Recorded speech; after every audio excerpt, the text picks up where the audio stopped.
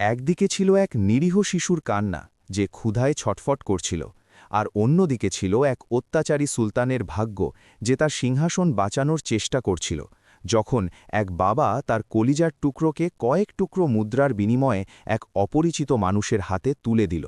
সে জানত না যে এই শিশুটিকে রাজপ্রাসাদের বিলাসবহুল জীবনে নিয়ে যাওয়া হবে না, বরং তাকে নদীর গভীরে নিক্ষেপ করা হবে মৃত্যুর হাতে তুলে দেওয়ার জন্য। তাহলে কি সুলতান এক দরিদ্র বাবার অসহায়ত্বের সুযোগ নিয়ে নিজের রাজ্য বাঁচাতে পারবে? আসুন আমার সাথে এই গল্পটি শুনুন, যাতে আপনারা সত্যটি জানতে পারেন।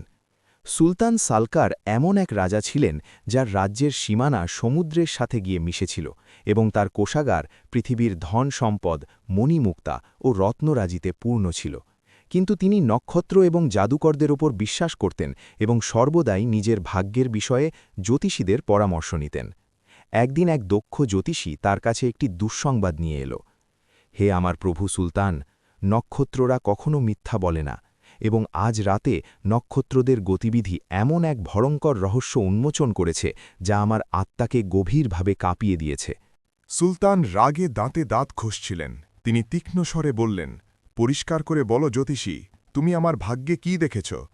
জ্যোতিষী কাঁপতে কাঁপতে বলল, হে আমার প্রভু, শত্রু বাইরে থেকে আসবে না, বরং আজ রাতে আপনার রাজ্যের সবচেয়ে দরিদ্র ও দুর্দশাগ্রস্ত গ্রামে একটি শিশু জন্মগ্রহণ করেছে। জ্যোতিষশাস্ত্র চিৎকার করে বলছে যে এই শিশুটির ভাগ্য এতটাই শক্তিশালী যে আপনার সিংহাসন, আপনার মুকুট এবং সেই গোপন রাজকীয় ধনভাণ্ডার, যার রহস্য কেবল আপনিই জানেন, এসব কিছুই আপনার বংশধরের পরিবর্তে এই দরিদ্র শিশুটির ভাগ্যে লেখা হয়েছে। যখন সুলতান সালকার এই কথা শুনলেন, তার মুখ ফ্যাকাশে হয়ে গেল। কিন্তু তিনি কেবল অত্যাচারীই ছিলেন না, বরং তিনি অত্যন্ত ধূর্ত একজন শাসকও ছিলেন, যিনি বিশ্বাস করতেন যে রক্তপাত ঘটালে বিদ্রোহের জন্ম হয়। তাই তিনি তলোয়ার দিয়ে নয়, বরং বুদ্ধি দিয়ে খেলতেন। আর সেই রাতেই প্রবল ঝড়, বজ্রপাত ও বিদ্যুতের চমকানির মাঝে সুলতান সালকার এক সাধারণ ব্যবসায়ীর ছদ্মবেশ ধারণ করলেন। তিনি নিজের ঘোড়ায় চড়লেন এবং একাকী সেই দরিদ্র গ্রামের উদ্দেশ্যে বেরিয়ে পড়লেন।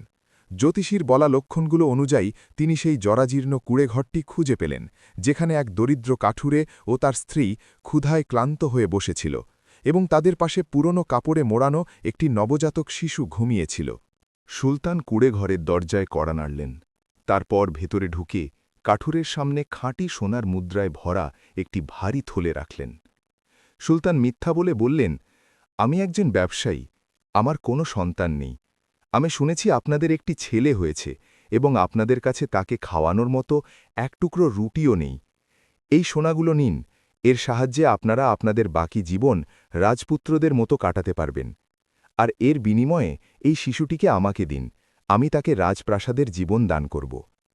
দরিদ্র কাঠুরে ও তার স্ত্রী যখন সোনার থলেটি দেখল, তাদের চোখ ধাঁধিয়ে গেল, আর দারিদ্র্যের নির্মমতার কারণে তারা গভীর দুঃখে ভরা হৃদয়ে শিশুটিকে সেই অপরিচিত ব্যবসায়ীর হাতে তুলে দিল।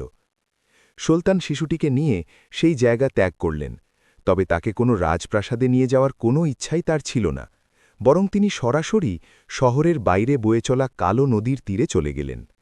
সুলতান তার ঘোড়ার জিন থেকে চন্দন কাঠের তৈরি একটি মজবুত বাক্স নামালেন, যার ভেতরটা নরম তুলো দিয়ে মোড়ানো ছিল। তারপর তিনি ঘুমন্ত শিশুটির ডান কাঁধ পরীক্ষা করে দেখলেন এবং সত্যিই সেখানে একটি তারার চিহ্ন দেখতে পেলেন। তখন তিনি শিশুটিকে বাক্সে রাখলেন এবং বাক্সটিকে নদীর উত্তাল ঢেউয়ের মাঝে ছুঁড়ে ফেললেন। আর তিনি বললেন, এখন দেখি তোমার ভাগ্য তোমাকে কিভাবে বাঁচায়।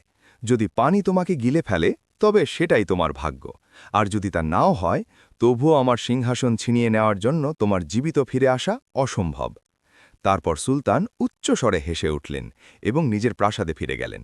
তিনি নিশ্চিন্ত ছিলেন যে তিনি ভাগ্যের পথ চিরতরে বন্ধ করে দিয়েছেন, কিন্তু তিনি জানতেন না যে আল্লাহ যাকে রক্ষা করেন কেউ তার কোনো ক্ষতি করতে পারে না। ১৩ বছর কেটে গেল এবং সুলতান সালকার গর্বের সাথে তার রাজ্য শাসন করছিলেন। তিনি সেই রাতের কথা পুরোপুরি ভুলে গিয়েছিলেন। একদিন দুপুরে সুলতান তার মন্ত্রীদের সাথে শিকারে বের হলেন, আর জঙ্গলের ভেতর হঠাৎ ধুলোয় ভরা এক ভয়ঙ্কর ঝড় বয়ে গেল। এতে সুলতানের ঘোড়াটি ভয় পেয়ে লাফিয়ে উঠল এবং তিনি তার সঙ্গীদের থেকে বিচ্ছিন্ন হয়ে গেলেন। সন্ধ্যা পর্যন্ত পথ হারিয়ে ঘুরতে ঘুরতে তিনি একটি সুন্দর সবুজ উপত্যকায় এসে পৌঁছালেন, যেখানে নদীর তীরে একটি বিশাল আটার কল ছিল এবং তার পাশেই ছিল একটি বিলাসবহুল প্রাসাদ। সুলতান প্রাসাদের দরজায় কড়া নাড়লেন। তখন হাসি খুশি ও আনন্দিত এক ব্যক্তি তার কাছে বেরিয়ে এলেন। তিনি ছিলেন সেই কলের মালিক। তিনি সুলতানকে একজন সম্মানিত অতিথি ভেবে তাকে ভেতরে ডাকলেন, তাকে সেরা খাবার খেতে দিলেন এবং সম্মানের সাথে বসালেন। চায়ে চুমুক দিতে দিতে সুলতান বললেন, আপনার এই কল এবং প্রাসাদ দেখে মনে হচ্ছে আল্লাহ আপনাকে বিশেষ রহমত দান করেছেন। কলের মালিক হাসলেন এবং বললেন, হে আমার প্রভু, এটি কেবল আমার একার পরিশ্রমের ফল নয়, বরং এটি সেই শিশুটির বরকত যাকে আমি নদী থেকে একটি কাঠের বাক্স থেকে উদ্ধার করেছিলাম। যেদিন থেকে ওই শিশুটি আমার বাড়িতে এসেছে, আমি যে মাটিতেই হাত দিই তা সোনায় পরিণত হয়। তার ভাগ্য এতটাই শক্তিশালী যে সে যা বলে তাই সত্যি হয়ে যায়। আমি তার নাম রেখেছি জায়ান। সুলতানের হাত থেকে চায়ের কাপ প্রায় পড়েই যাচ্ছিল। তার কপালে ঘামের বিন্দু চিকচিক করতে লাগল এবং তার হৃৎপিণ্ড হাতুড়ির মতো ধুকপুক করতে শুরু করল। কাঠের বাক্স, নদী, ১৩ বছর। তারপর কলের মালিক ডাকলেন, জায়ান, হে আমার ছেলে, অতিথির জন্য কিছু তাজা ফল নিয়ে এসো। ভেতর থেকে ১৩ বছর বয়সী অত্যন্ত সুদর্শন এক কিশোর বেরিয়ে এলো। জায়ান যখন ফলের ঝুড়িটি টেবিলের ওপর রাখল, তখন তার শার্টের কলার কিছুটা সরে গেল এবং সুলতানের বুকের ভেতর শ্বাস জমে গেল, কারণ ছেলেটির ডান কাঁধে তারার মতো সেই উজ্জ্বল চিহ্নটি পরিষ্কারভাবে দেখা যাচ্ছিল। সুলতানের মস্তিষ্ক হতবাক হয়ে গেল। ভাগ্য তার সাথে এক ভয়ানক পরিহাস করেছে, কিন্তু সুলতান হার মানার পাত্র ছিলেন না। তার শয়তানি মস্তিষ্ক দ্রুত কাজ করতে শুরু করল এবং এবার তিনি তলোয়ারের পরিবর্তে কলম দিয়ে আঘাত করার সিদ্ধান্ত নিলেন। সুলতান কলের মালিককে বললেন, এই ছেলেটি সত্যিই খুব প্রতিভাবান। আমি শহরের একজন অত্যন্ত ধনী ব্যক্তি এবং খলিফার দরবারে আমার একটি বিশেষ অবস্থান রয়েছে। আমি চাই এই ছেলেটি আজ রাতেই আমার একটি অত্যন্ত গোপন চিঠি নিয়ে শহরে যাক এবং রাজপ্রাসাদের বিচারকের হাতে তার নিজ হাতে তুলে দিক। আর যখন এই চিঠি পৌঁছাবে, তখন বিচারক এই ছেলেটিকে এক বিশাল পুরস্কার দেবেন, যা দিয়ে তোমাদের ৭ পুরুষ সুখে জীবন কাটাতে পারবে। কথা শুনে কলের মালিক এবং জায়ান অনেক আনন্দিত হল। সুলতান তার পকেট থেকে একটি রাজকীয় কাগজ বের করলেন এবং তাতে কিছু একটা লিখলেন। তারপর মোম গলিয়ে তার রাজকীয় মোহর দিয়ে তা সিলগালা করে দিলেন। ছেলেটি জানত না যে সেই চিঠিতে কোনো পুরস্কারের প্রতিশ্রুতি ছিল না, বরং তাতে তার মৃত্যুর পরোয়ানা লেখা ছিল। সুলতান চিঠিতে লিখেছিলেন, হে বিচারক, যে ছেলেটি এই চিঠি নিয়ে আসছে তাকে কোনো প্রশ্ন না করেই সাথে সাথে গ্রেপ্তার করো এবং শহরের সবচেয়ে গভীর ও অন্ধকার কারাগারে বন্দী করো। সে যেন আর কখনও সূর্যের আলো দেখতে না পায়। এটি আমার রাজকীয় নির্দেশ। জায়ান আনন্দের সাথে সিলগালা করা চিঠিটি নিজের পকেটে রাখল এবং সাথে সাথে নিজের ঘোড়ায় চড়ে শহরের উদ্দেশ্যে রওনা দিল। রাতের অন্ধকার নেমে এসেছিল এবং সুলতান আনন্দে হাসছিলেন। নিজের সফলতার ব্যাপারে আত্মবিশ্বাসী হয়ে সে নিশ্চিত ছিল যে এবার চিঠিটি সরাসরি বিচারকের কাছে পৌঁছাবে এবং ছেলেটি চিরতরে গায়েব হয়ে যাবে। পথে সে একটি ভয়ঙ্কর নির্জন জঙ্গলের ভেতর দিয়ে যাচ্ছিল। জায়ান প্রচণ্ড ঘুম অনুভব করছিল, তাই সে জঙ্গলের মাঝখানে একটি পুরনো খানকাহ বা মঠ দেখতে পেল। সে তার ঘোড়া থেকে নামল, ভেতরে ঢুকল এবং গভীর ঘুমে তলিয়ে গেল। রাতে যখন চারদিকে ভয়ঙ্কর সব শব্দ প্রতিধ্বনিত হচ্ছিল, তখন খানকাহর এক অন্ধকার কোণ থেকে একটি ছায়া ভেসে উঠল। সেই ছায়াটি সম্পূর্ণ নিঃশব্দে ঘুমন্ত জায়ানের কাছে এগিয়ে এলো এবং রাজকীয় মোহরযুক্ত চিঠিটির ওপর তার চোখ পড়ল। ছায়াটি ধীরে ধীরে চিঠিটি তুলে নিল এবং তা পড়ার সাথে সাথেই তার ঠোঁটে একটি হাসি ফুটে উঠল। সে ফিসফিস করে বলল, অত্যাচারী রাজা, তুমি ভাগ্যের সাথে খেলতে বেরিয়েছ, কিন্তু তুমি জানো না যে এই চিঠি এই ছেলেটির মৃত্যুর পথ হবে না, বরং এটি তোমার পতনের পথ হবে। কে ছিল সেই রহস্যময় ছায়া, আর বিচারকের কাছে নতুন চিঠিতে কি লেখা হয়েছিল? সে কোনো চোর বা ডাকাত ছিল না, বরং সে একজন দরবেশ ছিল। তার সাদা দাড়ি এবং উজ্জ্বল মুখ তার দীর্ঘ বছরের ইবাদত এবং সাধনার সাক্ষ্য দিচ্ছিল। আর এই দরবেশ আসলে সেই বৃদ্ধ জ্যোতিষীর শিষ্য ছিল যে ১০ বছর আগে রাজাকে নক্ষত্রের অবস্থা সম্পর্কে জানিয়েছিল। সে জানত যে রাজা সেই নিরীহ শিশুটিকে হত্যা করার চেষ্টা করবে, তাই সে দীর্ঘ বছর ঘুরে এক অদৃশ্য ছায়ার মতো তাকে পাহারা দিয়ে আসছিল। দরবেশ রাজার লেখা সেই মৃত্যুর চিঠিটি চুলার আগুনে ছুঁড়ে ফেলল, ফলে তা পুড়ে ছাই হয়ে গেল। আর সে রাজদরবারের লেখা এবং রাজার হাতের লেখা কিভাবে নিখুঁতভাবে নকল করতে হয় তা খুব ভালোভাবেই জানত। তাই সে একটি অত্যন্ত মূল্যবান ও পুরনো রাজকীয় কাগজ বের করল। দরবেশ কলম ধরল এবং হুবহু রাজার হাতের লেখা নকল করে একটি নতুন চিঠি লিখল। তার কথাগুলো ছিল এই রকম: সবচেয়ে অনুগত বিচারক, যে ছেলেটি এই চিঠি বহন করছে সে কোনো সাধারণ মানুষ নয়, বরং সে আমার নির্বাচিত ও ঘনিষ্ঠ উত্তরাধিকারী। আমার জীবনের কোনো ভরসা নেই, তাই এটিই আমার চূড়ান্ত রাজকীয় নির্দেশ। এই চিঠি পাওয়া মাত্রই তুমি কোনো প্রশ্ন ছাড়াই আমার একমাত্র মেয়ে রাজকুমারী ইয়াসমিনের সাথে এই যুবকের বিয়ে দেবে। তাকে রাজকীয় পোশাক পরাবে এবং পূর্বদিকের কোষাগারের চাবি তার হাতে তুলে দেবে। আর আমি ফিরে আসার আগে যদি এই নির্দেশ পালিত না হয়, তবে আমি তোমার মাথা কেটে নেব। চিঠিটি শেষ করার পর দরবেশ রাজার পুরনো চিঠি থেকে নেওয়া রাজকীয় মোম গলাল এবং অত্যন্ত দক্ষতার সাথে তা নতুন চিঠিতে বসিয়ে দিল, এমনভাবে যে রত্নপাথরের সবচেয়ে দক্ষ বিশেষজ্ঞ বুঝতে পারত না যে মোহরটি আগে খোলা হয়েছিল। তারপর দরবেশ চিঠিটি জায়ানের শার্টের পকেটে ফিরিয়ে রাখল, স্নেহের সাথে তার কপালে হাত বুলিয়ে দিল এবং অন্ধকারে এমনভাবে মিলিয়ে গেল যেন সে সেখানে কখনোই ছিল না। সকালের প্রথম আলোর সাথে সাথে জায়ান জেগে উঠল। সে দ্রুত তার ঘোড়া প্রস্তুত করল এবং মহান বাগদাদ শহরের দিকে রওনা হল। দুপুরের মধ্যেই সে শহরের মাঝখানে অবস্থিত বিচারকের বিলাসবহুল দরবারে পৌঁছে গেল। বিচারক অত্যন্ত অহংকারী এবং নিষ্ঠুর একজন মানুষ ছিল। যখন সাধারণ গ্রামের পোশাক পরা জায়ান ভেতরে ঢুকতে গেল, রক্ষীরা তাকে দরজায় আটকে দিল। জায়ান খুব সরলভাবে বলল, আমি বিচারকের কাছে একটি খুব গুরুত্বপূর্ণ চিঠি পৌঁছে দিতে চাই। বিচারক দূর থেকে সেই দরিদ্র ছেলেটির দিকে তাকাল এবং অবজ্ঞার সাথে বলল, ওকে বাইরে বের করে দাও, এই জায়গাটা ভিক্ষে দেবার নয়। কিন্তু জায়ান যখন তার পকেট থেকে চিঠিটি বের করল এবং এর উপর লাল রাজকীয় মোহর চকচক করে উঠল, তখন বিচারক প্রচণ্ডভাবে ঘাবড়ে গেল, কারণ ওই মোহরটি কেবল সুলতানের জন্যই নির্দিষ্ট ছিল। বিচারক সাথে সাথে তার আসন থেকে উঠে দাঁড়াল, দ্রুত তার দিকে ছুটে গেল এবং কাঁপা কাঁপা হাতে মোহরটি ভেঙে চিঠিটি পড়তে শুরু করল। প্রতিটি লাইনে চোখ বোলানোর সাথে সাথে তার মুখের রং আরও ফ্যাকাশে হয়ে যাচ্ছিল। সে বিস্ময়ের সাথে একবার চিঠির দিকে তাকালো, আর একবার সেই সাধারণ ছেলেটির দিকে তাকালো, যার জুতায় কাদার দাগ স্পষ্ট বোঝা যাচ্ছিল। বিচারক কাঁপা কণ্ঠে বলল, কে তুমি, যুবক? জায়ান সরলভাবে হাসল এবং বলল, আমি কলের মালিকের ছেলে। আমার নাম জায়ান। একজন ধনী ব্যবসায়ী আমাকে এই চিঠিটি দিয়েছেন এবং বলেছেন যে আমি যদি এটি পৌঁছে দিই তবে আমি একটি বড় পুরস্কার পাব। ধূর্ত বিচারকের মস্তিষ্ক দ্রুত কাজ করতে শুরু করল এবং সে মনে মনে বলল, সুলতান নিশ্চয়ই কোনো বড় রাজনৈতিক ষড়যন্ত্র করছেন। তিনি উদ্দেশ্যমূলকভাবেই তার হবু জামাইকে একজন দরিদ্র যুবকের ছদ্মবেশে লুকিয়ে রেখেছেন যাতে শত্রুদের নজরে না পড়ে। সুলতানের পরিকল্পনা বোঝা আমার কাজ নয়, আমার উচিত কেবল নীরবে তার আদেশ পালন করা। বিচারক দরবারে উচ্চস্বরে বলল, হে রক্ষীরা, দ্রুত করো, এই ভাগ্যবান যুবককে রাজকীয় গোসলখানায় নিয়ে যাও, তাকে রেশম ও জরি পরা পোশাক পরাও এবং পুরো শহরটিকে নববধূর মতো সাজিয়ে তোলো। আজ রাতে রাজকুমারী ইয়াসমিনের বিয়ে হবে, এটাই সুলতানের নির্দেশ। জায়ান অবাক হয়ে দাঁড়িয়ে লইল এবং বলল, কিন্তু আমার পুরস্কার, জনাব বিচারক? আমি তো শুধু একটি চিঠি নিয়ে এসেছি, আমার কোনো বিয়ে টিয়ে নেই। বিচারক মাথা নত করে সম্মানের সাথে বলল, চুপ করো, সুলতানের নির্দেশ পাথরে খোদাই করা লেখার মতো।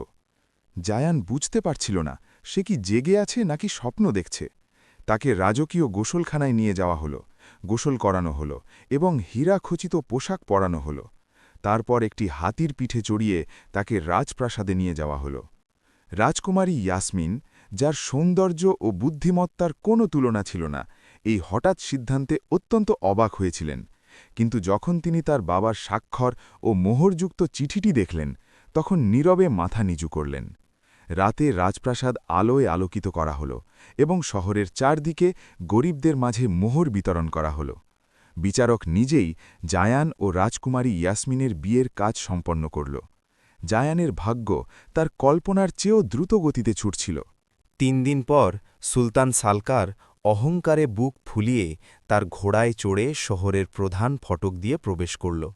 তিনি নিশ্চিত ছিলেন যে ওই দরিদ্র ছেলেটি, যার ভাগ্যে তার রাজ্য ছিনিয়ে নেওয়ার কথা লেখা ছিল, সে এখন অন্ধকার কারাগারে পচে মরছে কিন্তু যখন তিনি শহরের এই দৃশ্য দেখলেন তখন তার মনে হল যেন তার পায়ের তলা থেকে মাটি সরে গেছে। পুরো শহর রঙিন পতাকায় সাজানো ছিল এবং মানুষ রাস্তায় রাস্তায় মিষ্টি বিতরণ করছিল এবং ঢোল বাজছিল। সুলতানের হৃদয় এক অজানা ভয়ে কাঁপতে শুরু করল। তিনি দ্রুত একজন পথচারীকে থামালেন এবং রাগের সাথে জিজ্ঞেস করলেন, হে মূর্খ, এই উৎসবের কারণ কি? লোকটি তাকে না চিনেই আনন্দের সাথে উত্তর দিল, আপনি কি জানেন না, ৩ দিন আগে সুলতান একজন সুদর্শন ও নেককার যুবককে তার জামাই হিসেবে বেছে নিয়েছেন। সে এখন প্রাসাদে রাজকুমারী ইয়াসমিনের পাশে সিংহাসনে বসে আছে। সুলতান এই কথা শোনার সাথে সাথেই তার মনে হল যেন একটি ভারী হাতুড়ি দিয়ে তার মাথায় আঘাত করা হয়েছে। তার শ্বাস প্রায় বন্ধ হয়ে আসছিল, তাই তিনি পাগলের মতো ঘোড়া ছুটিয়ে রাজপ্রাসাদের দিকে ছুটে গেলেন। রাজকীয় দরবারের দরজা প্রচণ্ড জোরে খুলে গেল। সুলতানের চোখ দুটো ছিল। সিংহাসনের পাশে জায়ান শান্তভাবে বসেছিল এবং তার মাথায় ছিল সোনার মুকুট। সুলতানকে দেখা মাত্রই বিচারক দৌড়ে এলো এবং তার পায়ে চুমো খেয়ে বলল, হে আল্লাহর ছায়া, আপনাকে মুবারকবাদ। আমি আপনার আদেশ পালন করেছি। আপনার পছন্দের জামাতা এখন সিংহাসনে বসে আছেন। এরপর সে সুলতানের সামনে চিঠিটি পেশ করল। সুলতান চিঠির দিকে তাকালেন। মোহরটি তার নিজেরই, হাতের লেখাও হুবহু তার, এবং নকল করার মাঝে কোনো খুঁত নেই। প্রচণ্ড বিস্ময় তার মাথা ঘুরে গেল। তিনি বুঝতে পারলেন যে কেউ তার সাথে এক ভয়ানক ও ধূর্ত খেলা খেলছে। তিনি চাইলে সেই মুহূর্তেই ছেলেটিকে হত্যার আদেশ দিতে পারতেন, কিন্তু যদি তিনি তা করতেন তবে পুরো শহরের মানুষ এবং রাজদরবারের সভাসদরাও তাকে নিয়ে উপহাস করে বলতো যে রাজা পাগল হয়ে গেছেন, যেহেতু তিনি নিজেই চিঠি পাঠিয়েছেন আবার নিজেই নিজের জামাতাকে হত্যা করছেন। সুলতানকে তার মর্যাদা রক্ষা করতে হল, তাই তিনি তার সমস্ত ঘৃণা একটি কৃত্রিম হাসির আড়ালে লুকিয়ে ফেললেন এবং ধীরে ধীরে জায়ানের দিকে এগিয়ে গেলেন। সবার সামনে তার কপালে হাত রেখে অত্যন্ত কোমল স্বরে বললেন, কিন্তু সেই স্বরে মধুর মতো মিষ্টতা থাকলেও ভেতরে বিষের মতো তিক্ততা ছিল। তুমি সত্যিই আমার মেয়ের যোগ্য, কিন্তু আমাদের রাজপরিবারের একটি খুব পুরনো প্রথা আছে। যে এই পরিবারের জামাতা হয় তাকে নিজের সাহসিকতা ও বুদ্ধিমত্তার প্রমাণ দিতে হয়। পুরো দরবারে নিস্তব্ধতা ছেয়ে গেল। জায়ান বিনয়ের সাথে মাথা নিচু করে দাঁড়িয়ে বলল, হে আমার প্রভু, আমাকে আদেশ করুন। সুলতানের চোখে এক শয়তানি চিলিক খেলে গেল। তোমাকে একটি অভিযানে যেতে হবে। তোমাকে যেতে হবে তিলসম পাহাড়ে, জাবুর পাহাড়ের পেছনে অবস্থিত সেই পরিত্যক্ত গুহায়, যেখানে পৃথিবীর সবচেয়ে বিরল লাল হীরাটি রয়েছে। সেই হীরা না আনা পর্যন্ত তুমি আমার মেয়ের সাথে এই প্রাসাদে থাকতে পারবে না। এই কথা শুনে বিচারক এবং মন্ত্রীরা আতঙ্কে কেঁপে উঠলেন, কারণ যারা তিলসম পাহাড়ের গুহায় গিয়েছিল তারা আর কখনো জীবিত ফিরে আসেনি। সেই গুহাটি এমন সব হিংস্র দানবে পূর্ণ যা মানুষকে পাগল করে দেয়। সুলতান এমন এক ফাঁদ পেতেছিলেন যেখানে তলোয়ার তোলার প্রয়োজন ছিল না বা তার হাতে এক ফোঁটা রক্তও লাগত না। ছেলেটি নিজেই নিজের পায়ে হেঁটে মৃত্যুর মুখে চলে যেত। জায়ানের সামনে প্রত্যাখ্যান করার কোনো পথ ছিল না, তাই সে ভাগ্যের এই পরীক্ষা গ্রহণ করল। পরদিন সকালে সূর্য ওঠার আগেই তাকে সেই ভয়ানক অভিযানে একাকী রওনা হতে হল, কোনো সৈন্যবাহিনী ছাড়াই। কিন্তু সুলতান জানতেন না যে আল্লাহ যদি কোনো বান্দার মঙ্গল চান তবে পাথর নিজেই তার জন্য পথ তৈরি করে দেয়। জায়ান যখন তিলসম পাহাড়ের পাদদেশে পৌঁছাল তখন সে এমন কিছু দেখতে পেল যা এই খেলার মোড় পুরোপুরি ঘুরিয়ে দিল। জায়ান সেই ভয়ানক ও জনশূন্য উপত্যকায় একাকী দাঁড়িয়েছিল এবং তার সামনে পাহাড়ের বুকে খোদাই করা একটি গুহা ছিল। বলা হতো যে এই গুহায় যে প্রবেশ করে সে আর কখনো ফিরে আসে না। জায়ান তার ঘোড়ার লাগাম একটি পুরনো গাছের সাথে বাঁধল, তারপর গুহার দরজার কাছে এগিয়ে গেল। জায়ান গুহার ভেতরে প্রবেশ করল। ভেতরের দৃশ্য এমন ছিল যা দুনিয়ার সবচেয়ে বড় লোভী মানুষেরও হিতাহিত জ্ঞান হারিয়ে দিতে পারত। গুহার ভেতরে মাইলের পর মাইল সোনার পাহাড় এবং উজ্জ্বল হীরা ও বিরল রত্নরাজির স্তূপ পড়েছিল। কিন্তু জায়ান খুব ভয়ানক কিছু লক্ষ্য করল। সোনার স্তূপগুলোর মাঝে পাথরের মূর্তি দাঁড়িয়েছিল। সেই মূর্তিগুলো ছিল রাজা, মন্ত্রী এবং যোদ্ধাদের, যারা তার আগে এই গুহায় এসেছিল। তাদের মুখে লোভ ও ভয়ের ছাপ জমে গিয়েছিল। তারা সোনা জমা করতে করতে নিজেরাই পাথরে পরিণত হয়েছিল। জায়ান বুঝতে পারল এটি তার লোভের পরীক্ষা, তাই সে তার বাবা অর্থাৎ কলের মালিকের উপদেশ মনে করল।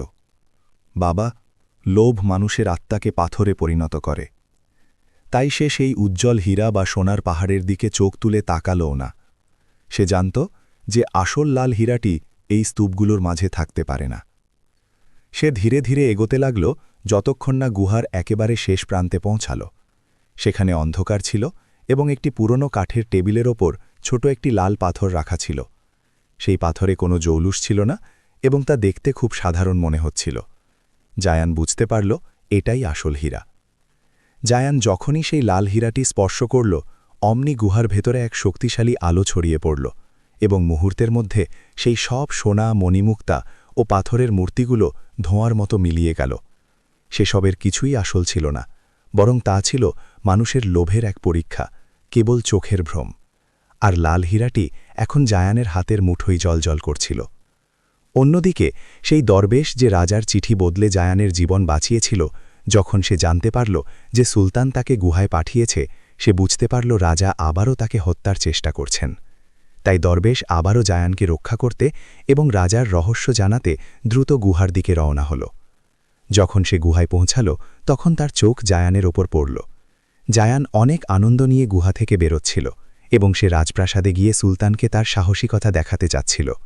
কিন্তু গুহার দরজায় ক্লান্ত ও বিচলিত অবস্থায় দরবেশকে দাঁড়িয়ে থাকতে দেখে সে অবাক হয়ে গেল এবং বলল, বন্ধুরা, গল্পের পরবর্তী অংশে যাওয়ার আগে আমি আপনাদের কাছে একটি জিনিস জানতে চাই। কমেন্টে লিখুন আপনাদের রমজান কেমন কেটেছে। আপনাদের মন্তব্য আমার কাছে অত্যন্ত মূল্যবান।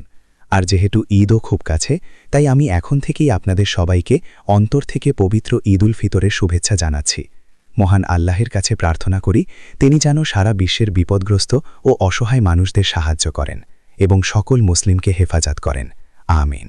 জায়ান যখন গুহার দরজায় দরবেশকে ক্লান্ত ও বিচলিত দেখল, সে অবাক হয়ে বলল, বাবা, আপনি এখানে কি করছেন? আপনাকে খুব ক্লান্ত দেখাচ্ছে। এই দুর্বল শরীর নিয়ে আপনি এখানে কিভাবে পৌঁছালেন? দরবেশ একটু বিশ্রাম নেওয়ার জন্য বসলেন, কারণ তিনি অত্যন্ত পরিশ্রান্ত ছিলেন। বিশ্রাম নেওয়ার পর তিনি জায়ানের মাথায় হাত রেখে বললেন, বাবা, আমি তোমাকে রক্ষা করতে এখানে এসেছি। জায়ান অবাক হয়ে বলল, আমাকে রক্ষা করতে? বৃদ্ধ দরবেশ ক্ষীণ কণ্ঠে বললেন, হ্যাঁ বাবা, তুমি কি মনে করো এই রাজা তোমাকে পরীক্ষা করতে চাচ্ছে, নাকি তোমাকে পুরস্কার দিতে বা তার মেয়ের সাথে বিয়ে দিতে চাচ্ছে? সত্য তা নয়, এই সুলতান একজন অত্যাচারী মানুষ এবং সে তোমাকে হত্যা করতে চায়। জায়ানির বুক কেঁপে উঠল এবং সে উদ্বেগের সাথে বলল, কেন? তখন দরবেশ তাকে পুরো গল্পটি শোনালেন, কিভাবে একজন জ্যোতিষী সুলতানকে একটি খবর দিয়েছিল এবং সুলতান সেই রাতেই তোমাকে শিশু অবস্থায় হত্যার চেষ্টা করেছিলেন। তিনি বললেন, কিন্তু আমি জানতাম যে সুলতান অবশ্যই তোমাকে মারার চেষ্টা করবেন, তাই আমি গোপনে তার ওপর নজর রাখছিলাম। যখন দেখলাম তিনি তোমাকে মরে যাওয়ার জন্য সমুদ্রে ফেলে দিয়েছেন, তখন আমি অনেক কষ্টে তোমাকে পানি থেকে উদ্ধার করলাম। কলের মালিকের বাড়িটি নদীর তীরে ছিল, তাই আমি তোমার ঝুড়িটি তার বাড়ির সামনে পানিতে ভাসিয়ে দিলাম। আমি জানতাম এই লোকটি তোমাকে ভালো মানুষ হিসেবে গড়ে তুলবেন, কারণ তার কোনো সন্তান ছিল না এবং সে সব সময় আল্লাহর কাছে সন্তানের জন্য দোয়া করত। তাই আমি তার দরজায় কড়া নেড়েছিলাম। আর তারা যখন তোমাকে নদীতে দেখল, আল্লাহর শুকরিয়া আদায় করল এবং নিজেদের সন্তানের মতো লালন পালন করল। আমি মাঝে মাঝে রাজপ্রাসাদ থেকে গোপনে আসতাম তোমার খবর নিতে, যাতে সুলতান জানতে না পারেন, কারণ তিনি জানতে পারলে আমাকেও মেরে ফেলতেন এবং তোমার বেঁচে থাকার রহস্যও জেনে ফেলতেন। আমি তোমাকে তোমার আসল বাবা মায়ের কাছে ফিরিয়ে দিইনি, কারণ আমি জানতাম রাজা মাঝে মাঝে তাদের খোঁজ নিতেন, আর তুমি বেঁচে আছো জানলে তিনি আবারও তোমাকে মারার চেষ্টা করতেন। যখন জায়ান এসব শুনল, তার গায়ে কাঁটা দিয়ে উঠল এবং তার বুকে পাথর চেপে বসার মতো অনুভূতি হল। সে কিছুক্ষণের জন্য চুপচাপ দাঁড়িয়ে রইল। মনে হলো তার পায়ের নিচ থেকে মাটি সরে গেছে এবং তার চোখ দিয়ে জল গড়াতে শুরু করল। যখন বৃদ্ধ দরবেশ জায়ানের চোখের জল দেখলেন, তার মনও মমতায় ভরে গেল। তিনি স্নেহের সাথে তার মাথায় হাত রেখে কোমল স্বরে বললেন, বাবা, কেঁদো না। মনে রেখো, তুমি মানুষের হাতে বাঁচোনি, বরং আল্লাহর কুদরাতে বেঁচেছ, যখন আল্লাহ তা চেয়েছিলেন।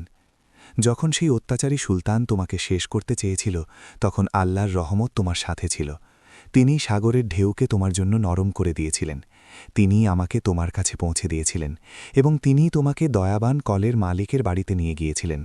বাবা, আল্লাহ যদি কোনো বান্দাকে রক্ষা করতে চান তবে পৃথিবীর কোনো শক্তি তার ক্ষতি করতে পারবে না। অত্যাচারী হয়তো অনেক ফন্দি ফিকির করতে পারে, কিন্তু শেষ পর্যন্ত আল্লাহর ইচ্ছাই জয়ী হয়। সুলতান তোমাকে অনেকবার মারার চেষ্টা করেছেন, কিন্তু আল্লাহ প্রতিবারই তোমাকে তার রহমতের চাদরে লুকিয়ে রেখেছেন। জায়ান তার জামার আস্তিন দিয়ে চোখের জল মুছল এবং কিছুক্ষণের জন্য চুপ করে দাঁড়িয়ে রইল।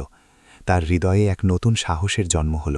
সে একটি দীর্ঘশ্বাস নিল এবং দরবেশের চোখের দিকে স্থির দৃষ্টিতে তাকিয়ে বলল, বাবা, আপনি ঠিকই বলেছেন। আল্লাহ যখন আমাকে রক্ষা করেছেন, আল্লাহ যখন আমাকে এ পর্যন্ত রক্ষা করেছেন, তখন এর পেছনে নিশ্চয়ই কোনো মহান রহস্য রয়েছে। আজ থেকে আমি আর দুর্বল হব না, আমি শক্তিশালী হব। তার কণ্ঠে আর কোনো ভয় ছিল না, বরং তাতে ছিল এক অটল সংকল্প। পরদিন দুপুরে রাজদরবার পুরোপুরি সাজানো হয়েছিল। সুলতান সরকার অত্যন্ত শান্তভাবে এবং অহংকারের সাথে সিংহাসনে বসেছিলেন। তিনি প্রাসাদে উৎসবের ঘোষণা দিয়েছিলেন, কারণ তিনি নিশ্চিত ছিলেন যে জায়ান তিলসম পাহাড়ের গুহায় পাথরে পরিণত হয়েছে অথবা বন্য পশুর শিকার হয়েছে। হঠাৎ দরবারের ভারী দরজাগুলো খুলে গেল। সুলতানের ঠোঁটে লেগে থাকা হাসি জমে গেল, কারণ জায়ান সম্পূর্ণ সুস্থ অবস্থায় দরবারে প্রবেশ করল এবং তার মুখে ছিল এক আত্মবিশ্বাসী হাসি। বিস্ময়ে পুরো দরবার উঠে দাঁড়াল। জায়ান সিংহাসনের দিকে এগিয়ে গেল এবং পকেট থেকে সেই বিরল ও উজ্জ্বল লাল হীরাটি বের করে সুলতানের পায়ের কাছে রাখল। সে বলল, হে প্রভু, আপনার আদেশ পালিত হয়েছে। তিলসম পাহাড় আপনার জামাতাকে অক্ষত অবস্থায় ফিরিয়ে দিয়েছে। জায়ানের চোখে সেই পুরনো সরলতা আর ছিল না। মন্ত্রী ও বিচারক অবাক হয়ে দাঁড়িয়ে রইলেন। এটি ছিল একটি মুজেজা বা অলৌকিক ঘটনা। অন্যদিকে সুলতান সরকারের মস্তিষ্ক ক্রোধ ও ভয়ে ফেটে পড়ার উপক্রম হল, কারণ তার প্রতিটি আঘাত তারই ওপর ফিরে আসছিল। ওই দরিদ্র যুবকের বুদ্ধির কাছে তার শেষ এবং সবচেয়ে ধূর্ত চালটিও বালির বাঁধের মতো ভেঙে পড়ল। সুলতানের ধৈর্যের বাঁধ ভেঙে গেল। তিনি তার নীতি ভুলে গেলেন এবং তার অহংকার উন্মাদনায় পরিণত হল। সুলতানের পৈশাচিক কণ্ঠস্বর গর্জে উঠল এবং পুরো প্রাসাদ কেঁপে উঠল। সুলতান তার তলোয়ার কোষমুক্ত করে বললেন, চুপ করো, এই যুবক কোনো মানুষ নয়, সে একজন জাদুকর। সে তার জাদু দিয়ে আমার দরবারকে অন্ধ করে দিয়েছে। আমি তাকে আমার উত্তরাধিকারী হিসেবে স্বীকার করি না। হে রক্ষীরা, আমি তোমাদের রাজা সরকার তোমাদের আদেশ দিচ্ছি, এই বিশ্বাসঘাতকের মাথা এখনই কেটে ফেল। এই পরিস্থিতির মাঝে রাজকুমারী দ্রুত দরবারে প্রবেশ করলেন। তার মুখে ছিল উদ্বেগ এবং চোখে জল। তিনি সরাসরি সিংহাসনের সামনে এসে দাঁড়ালেন। বাবা, থামুন। ব্যথায় তার কণ্ঠস্বর কাঁপছিল। আপনি জায়ানকে মারতে পারেন না, সে আমার স্বামী। আপনার আদেশেই তার সাথে আমার বিয়ে হয়েছে। দরবারে মুহূর্তের জন্য নিস্তব্ধতা ছেয়ে গেল, কিন্তু সুলতান ক্রোধে ফেটে পড়লেন এবং তার মুখ লাল হয়ে গেল। তিনি চিৎকার করে বললেন, চুপ করো, আমি কখনোই তার সাথে তোমার বিয়ের আদেশ দিইনি। আর রাগের মাথায় তার মুখ থেকে সেই রহস্যটি বেরিয়ে এলো যা দীর্ঘ বছর ধরে লুকানো ছিল। আমি বিচারককে লিখেছিলাম তাকে সাথে সাথে মেরে ফেলার জন্য। আমি আমার মেয়ের সাথে তার বিয়ের কথা লিখিনি। আজ পর্যন্ত আমি বুঝলাম না কিভাবে ওই চিঠি বদলে গিয়েছিল। এই কথা শোনার পর পুরো দরবারে এক বিস্ময়কর নিস্তব্ধতা নেমে এলো। বিচারক, মন্ত্রী এবং উপস্থিত সবাই একে অপরের দিকে তাকাতে লাগলেন। রাজকুমারীর মুখও ফ্যাকাশে হয়ে গেল। ঠিক সেই মুহূর্তে জায়ান এক ধাপ সামনে এগিয়ে এলো এবং তার কণ্ঠস্বর ছিল স্থির ও স্পষ্ট। সে বলল, সুলতান সত্য কথাই বলেছেন। আমার শৈশব থেকেই তিনি আমাকে মারার চেষ্টা করছেন, কিন্তু আল্লাহ প্রতিবারই আমাকে রক্ষা করেছেন, আর এর সাক্ষী আমার কাছে আছে। এরপর জায়ান দরবারের এক কোণে নীরবে দাঁড়িয়ে থাকা দরবেশের দিকে ইশারা করল। এই সেই দরবেশ যিনি অনেকবার আমার জীবন বাঁচিয়েছেন। তিনি সেদিন চিঠিটি বদলে দিয়েছিলেন যাতে আমি মৃত্যুর হাত থেকে বাঁচতে পারি। সুলতান আমার উপর যে জুলুম করেছেন তার সবকিছুই তিনি জানেন। পুরো দরবারের দৃষ্টি এখন সেই বৃদ্ধ দরবেশের দিকে নিবদ্ধ হল। তিনি যখন সামনে এগিয়ে এলেন এবং পুরো সত্যটি বর্ণনা করলেন, তখন দরবারের সবাই বিস্ময় ও আতঙ্কে ডুবে গেল। উপস্থিত মানুষের মাঝে ফিসফিসানি শুরু হল। এরপর রাজদরবারের কিছু লোক উচ্চস্বরে বলতে লাগল, একজন অত্যাচারী সুলতান আমাদের রাজা হতে পারেন না, আর যে নিজের প্রজাদের সাথে বিশ্বাসঘাতকতা করে সে এই সিংহাসনের যোগ্য নয়। রাজকুমারী যখন এসব শুনলেন, তিনি ভেঙে পড়লেন। তার চোখ দিয়ে জল গড়িয়ে পড়ল এবং তিনি তার বাবার দিকে তাকিয়ে কাঁদতে কাঁদতে বললেন, বাবা, আমি বিশ্বাস করতে পারছি না যে আপনি এমন কাজ করতে পারেন। আপনি কি একটি নিরীহ শিশুকে মারার চেষ্টা করেছিলেন? তার কণ্ঠ ব্যথায় ভরে উঠল। আমি সবসময় আপনাকে একজন ন্যায়পরায়ণ রাজা ভাবতাম। কিন্তু সেনাপতি, যিনি ওই মুহূর্ত পর্যন্ত চুপচাপ দাঁড়িয়েছিলেন, তিনি সবকিছু বুঝতে পারলেন। তিনি তার তলোয়ার ফেলে দিয়ে সামনে এগিয়ে এলেন এবং জায়ানের পায়ের কাছে মাথা নত করলেন। প্রকৃত রাজা দীর্ঘজীবী হন, সেনাপতি গর্জে উঠলেন। যখন বিচারক, মন্ত্রী এবং দরবারের সমস্ত রক্ষীরা তা দেখলেন, তারাও তাদের তলোয়ার ফেলে দিলেন এবং জায়ানের সামনে হাঁটু গেড়ে বসলেন। অন্যদিকে সুলতান সালকার একা দাঁড়িয়েছিলেন। তার কোনো সমর্থক আর অবশিষ্ট ছিল না। তিনি রক্তপাত ছাড়াই চাতুর্য দিয়ে ভাগ্যকে পরাজিত করতে চেয়েছিলেন, কিন্তু ভাগ্য নিজেই তার প্রতিটি চালকে তার গলার ফাঁস বানিয়ে দিয়েছিল। তার পা দুটো তাকে আর সায় দিল না। তিনি নিরুপায় হয়ে সিংহাসনের সিঁড়িতে আছড়ে পড়লেন। কোনো তলোয়ার চালানো ছাড়াই এবং এক ফোঁটা রক্তপাত ছাড়াই জায়ান রাজ্য ফিরে পেল। জায়ান সালকারের দিকে এগিয়ে গেল। তার চোখে কোনো প্রতিশোধের নেশা ছিল না। সে বলল, আপনি সম্ভাব্য সব উপায়ে আমাকে মারার চেষ্টা করেছেন, কিন্তু আমি আপনার মতো অত্যাচারী নই। একজন রাজার সবচেয়ে বড় শক্তি হল ক্ষমা। তাই আমি আপনাকে মৃত্যুদণ্ড দেব না, বরং এই শহর থেকে নির্বাসনের আদেশ দিচ্ছি। আজ থেকে এই রাজ্যের মাটিতে আপনার পা আর পড়বে না। সালকারের রাজকীয় পোশাক কেড়ে নেওয়া হল এবং তাকে একজন সাধারণ দরিদ্রের পোশাক পরিয়ে সাথে সাথে রাজ্য থেকে বের করে দেওয়া হল। আকাশ ছোঁয়া সেই অহংকার আজ ধুলোয় মিশে গেল। একই দিনে জায়ানের মাথায় রাজমুকুট পরানো হল এবং তিনি কলের মালিককে তার বিশেষ মন্ত্রী বানালেন। আর সেই দরবেশ জ্যোতিষী, যিনি ভিড়ের মাঝে দাঁড়িয়ে হাসছিলেন, তিনি আল্লাহর শুকরিয়া জানিয়ে হাত তুললেন। জায়ান এবং রাজকুমারী ইয়াসমিন দীর্ঘ বছর এই রাজ্য শাসন করলেন। তাদের শাসনামলে কোনো গরিব ক্ষুধার্ত থাকত না এবং কোনো অত্যাচারী কোনো দুর্বলের দিকে চোখ তুলে তাকানোর সাহস পেত না। এভাবেই সেই ভাগ্যবান শিশুটি, যে এক দরিদ্র কাঠুরের ঘরে জন্মেছিল, নদীর ঢেউয়ে ভেসে গিয়েছিল এবং আটার কলের ধুলোবালির মাঝে বেড়ে উঠেছিল, সে প্রমাণ করে দিল যে আল্লাহ যাকে রক্ষা করেন তাকে কেউ ক্ষতি করতে পারে না। যখন জায়ান দরবেশের সাহায্যে তার আসল বাবা মায়ের কাছে পৌঁছালেন, তারা তাকে দেখে নিজেদের চোখকে বিশ্বাস করতে পারছিলেন না। তাদের চোখ বিস্ময় ও অশ্রুতে ভরে গেল। তারা কখনো কল্পনাও করতে পারেননি যে শিশুটিকে তারা ভালো জীবনের আশায় একজন ধনী ব্যবসায়ীর হাতে তুলে দিয়েছিলেন, সে একদিন তাদের সামনে জীবিত হয়ে এভাবে দাঁড়াবে। তার বাবা কাপা কণ্ঠে বললেন, বাবা, আমাদের ক্ষমা করো। আমরা তোমাকে সেই ব্যবসায়ীর হাতে দিয়েছিলাম কারণ আমরা ভেবেছিলাম তুমি একটি ভালো জীবন পাবে। আমরা জানতাম না যে সে তোমাকে মারার চেষ্টা করবে। আমাদের সেই সিদ্ধান্তের জন্য আমরা সারা জীবন অনুতপ্ত ছিলাম। তার মা কাঁদতে কাঁদতে বললেন, আমাদের ক্ষমা করো বাবা, এই কষ্ট আমাদের হৃদয়ে আজও রয়ে গেছে। জায়ান এগিয়ে গিয়ে তাদের জড়িয়ে ধরলেন এবং বললেন, যা কিছু ঘটেছে তা আল্লাহর ইচ্ছাতেই হয়েছে এবং আল্লাহর রহমতেই আজ তারা আবার একসাথে হতে পেরেছেন। এই গল্পের শেষে আমরা একটি মহান শিক্ষা পাই যে আল্লাহর রহমত সবকিছুর চেয়ে বড়। মানুষ যত খুশি ফন্দি ফিকির করতে পারে, কিন্তু যে আল্লাহর হেফাজতে থাকে তার ক্ষতি কেউ করতে পারে না। জুলুম কিছু সময়ের জন্য শক্তিশালী মনে হতে পারে, কিন্তু শেষ পর্যন্ত সত্য ও ন্যায় বিচারই জয়ী হয়। আর যে আল্লাহর উপর ভরসা রাখে, আল্লাহ তার জন্য এমন সব পথ খুলে দেন যা সে কখনো কল্পনাও করতে পারে না।